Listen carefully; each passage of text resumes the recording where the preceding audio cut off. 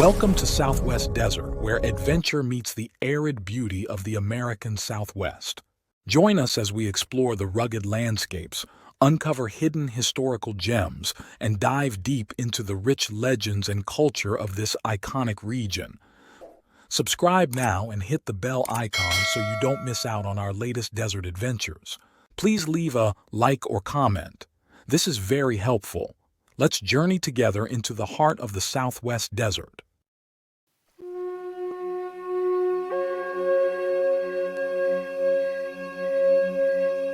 Picture this. You're a merchant in 1850, traveling the dusty Santa Fe Trail when suddenly you crest a hill and see something that will haunt your nightmares forever. Scattered across the prairie like broken dolls are 10 arrow-riddled bodies, partially devoured by wolves and ravens. Letters from torn mailbags flutter in the wind like ghosts, some skewered on yucca spines. This isn't fiction.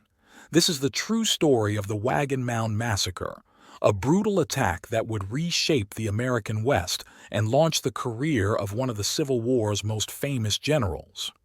Our story begins with Lieutenant Ambrose Burnside. Yes, that Burnside, the future Sideburns, stationed at Las Vegas, New Mexico, in 1850. This fuzz-faced young officer was known for telling obscene stories and singing ribald songs around the campfire.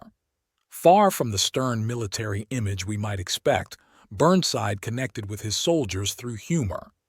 He was part of a remarkable generation cutting their teeth in the Southwest, learning frontier warfare that would serve them in the coming Civil War. Future Confederate General James Longstreet was stationed at Albuquerque during the same period. The American Southwest was becoming a proving ground for future military leaders who would soon face each other across Civil War battlefields. The Santa Fe Trail in 1850 was dangerous. This vital commercial artery connecting Missouri to the Southwest was under constant threat from Native American tribes who saw increasing wagon traffic as invasion. The Jicarilla Apaches and Utes had formed a deadly alliance and were conducting increasingly bold raids, but no one was prepared for what was about to happen. In mid-May of 1850, Lieutenant Burnside's routine was shattered. A merchant caravan from Santa Fe had passed through Las Vegas heading east toward Missouri, with valuable cargo, silver, furs, and exotic goods bound for Missouri markets. But something went terribly wrong. The same caravan came rolling back into Las Vegas, and the merchants were in absolute terror. Their faces were pale, hands shaking as they sought military authorities. What they reported defied belief. They had reached Wagon Mound, a prominent landmark on the Santa Fe Trail alongside what is now Interstate 25, roughly midway between El Paso and Denver. This distinctive geological formation served as a crucial navigation point in the vast high plains. When the merchants arrived, they discovered unspeakable horror. As one merchant testified, we beheld a shocking sight. Scattered across the ground were arrow-riddled bodies of 10 men who had been escorting the westbound mail wagon from Fort Leavenworth. The bodies had been there for days, partially devoured by wolves and ravens until barely recognizable as human. The attack had been devastatingly thorough. Leather mailbags were cut open, hundreds of letters strewn across the prairie like confetti. Some letters were deliberately skewered on yucca plants, as if the attackers were making a statement about American civilization itself.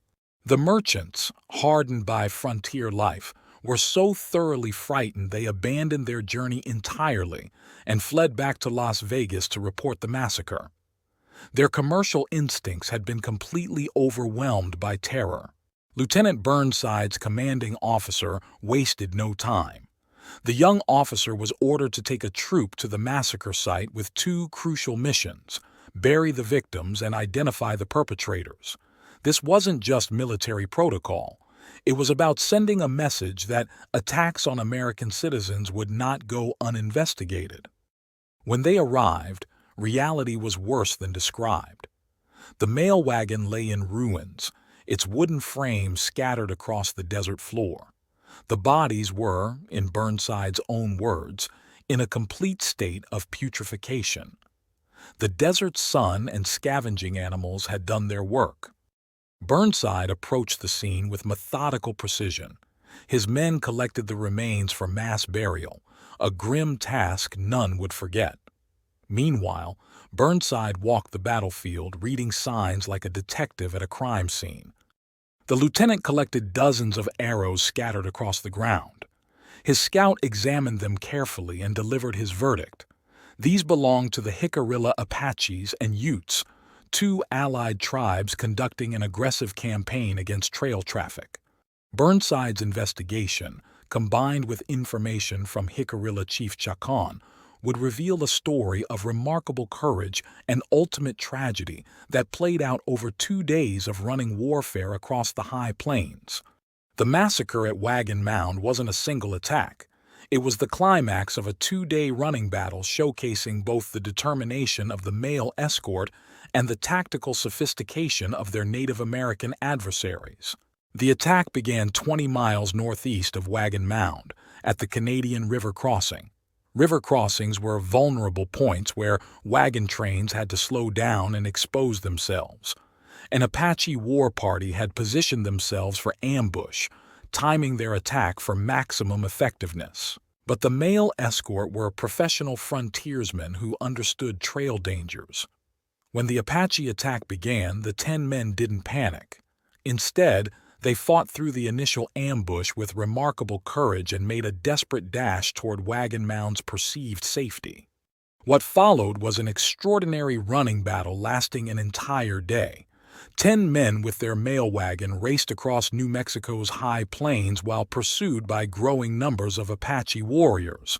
The escorts fought from horseback in their moving wagon, returning fire while trying to keep their precious cargo and themselves moving toward safety.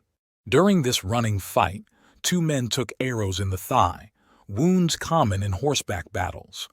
Despite their injuries, they continued fighting and fleeing, demonstrating frontier courage that would become legendary. As dusk approached, the mail party reached Wagon Mound's foot and went into camp. They had survived the first day, and there was reason for hope. Their strategy of staying mobile had worked, and they probably believed another day of hard riding would see them through to safety. But they had underestimated their enemies. The Apaches were not acting alone. During the night, as the exhausted male escort tried to rest and tend wounds, the situation took a dramatic turn. A large band of Utes arrived to join the Apache war party, turning a dangerous situation into an impossible one. The Utes brought not just numbers but competitive spirit that would prove deadly.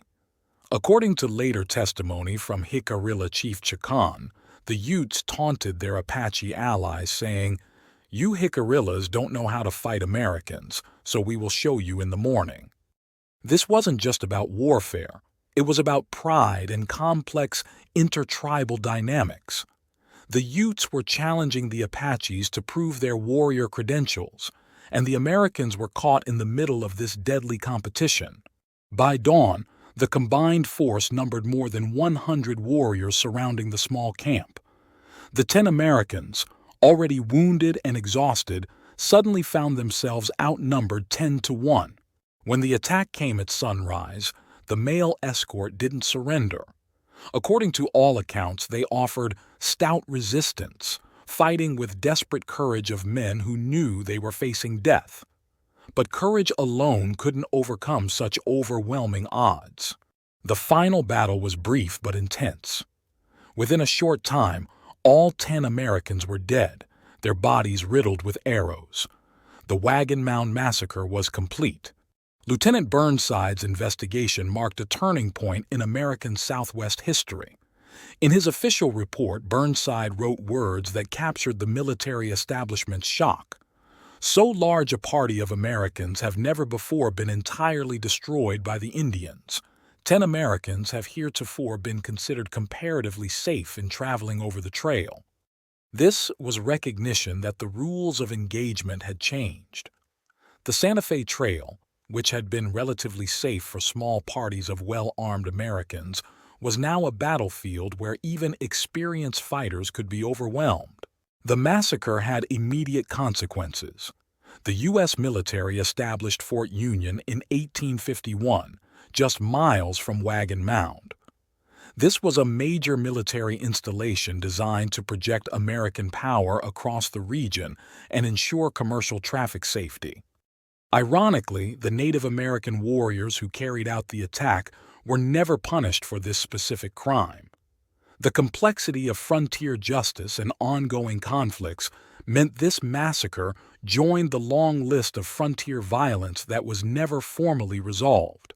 But the incident had lasting effects.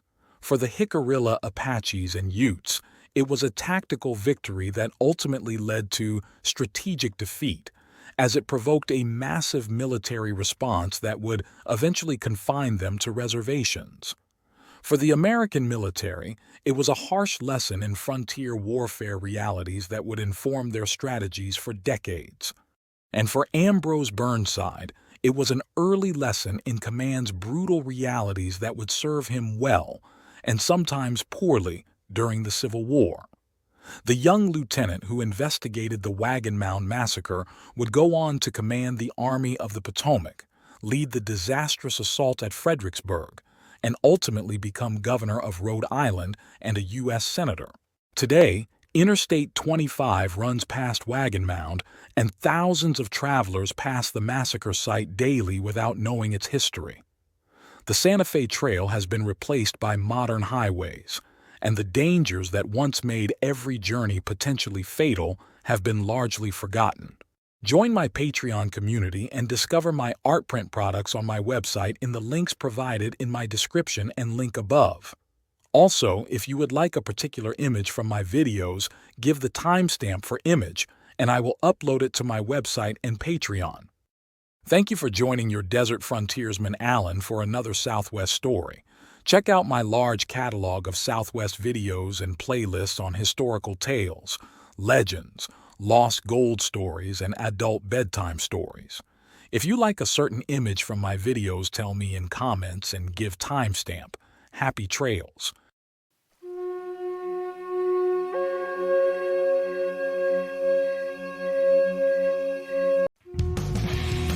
Thanks for watching.